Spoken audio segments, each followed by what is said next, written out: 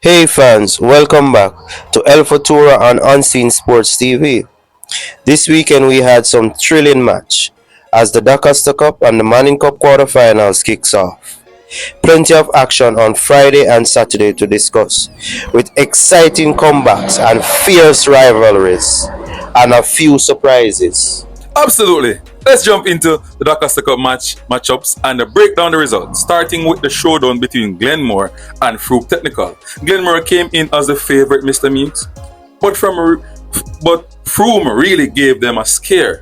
They were up by 2 goals, but Glenmuir pulled off a remarkable comeback to win 4-3. The match was a nail-biter right to the end. What's your take? Yes, it was, but let's look at the Clarendon derby.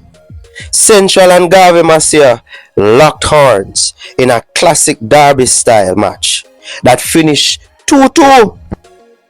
After 90 minutes, fans were on the edge of their seats, and while both teams gave their all, Central High might feel a bit disappointed, since some were hoping that Central and Glenmuir will be in the DaCosta Cup final in December. For real. Meanwhile, STETHS face McGrath, which has grown into a strong contender. Thanks to their consistent program over the years, McGrath led the match, but STETHS showed grit, fighting back to grab a point, ending the game 1-1. Crocodile at work. Yeah. Back at it, isn't he? And now, let's look at the surprise team. Ocho Rios High. They took a long trip to St. Elizabeth to face Munro and managed to grind out a 1-1 draw. It was an intense and hard-fought game, with both teams giving it everything they had. A well-deserved point for Ocho Rios High, the surprise so far. I think the DaCosta Cup was full with action and drama. Let us turn our attention now to the Manning Cup, Mr. Meeks. Switching over to the Manning Cup, it was just as intense. The big highlight was Mona I versus JC. People, Clash of the Titans. Mona, one of the title favorites, put up a strong fight, but JC proved there are no pushovers. The match was tight, with controversial officiating and adding to the drama. In the end, it finished 1-1. But these two teams are definitely still in the title race. Yes, they are. But don't forget, the big bad Kingston College. They dominated Tivoli High, securing and making a statement, a 5-0 win. KC is sending a clear message that they are serious about the title this season. Don't forget, St. Catherine High, another team. Watch out, they won 2-0 against Campion.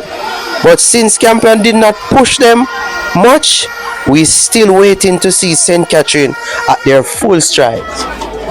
And finally, we had Excelsior versus Hydel, ending in a 1-1 draw. Unfortunately, the waterlogged field condition held the game back and prevent players from really showcasing their skills. Yes, it sure did. I watched it. But let's move on. With the first round over, let's talk about what is at stake in the second round of the quarterfinals. Glenmuir, Kingston College, St. Catherine High are all hunting a win to lock their semi-final spots. Meanwhile, teams like Frome Technical, Campion College and Tivoli High are fighting to stay alive, Mr. Meeks. A loss for any of them in the next game could mean the end of their season in the DaCosta Cup. That's a sad moment. They will play the Ben Francis and the Walker Cup. Yes, but let's look further. Let's look at the second round of the quarterfinals, where we'll have Garvey Maceo will take on Munro. Frome battle STETHS. Glenmuir face McGrath. Central meet Ocho Rios. Tivoli go head-to-head with Mona. Campion face Excelsior. St. Catherine plays Hydel. And KC will be squaring off against JC in a big one.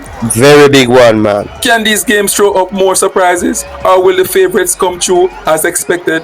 Let us know in the comment what you think will happen. Don't forget to like, subscribe and hit the bell for more updates on schoolboy football.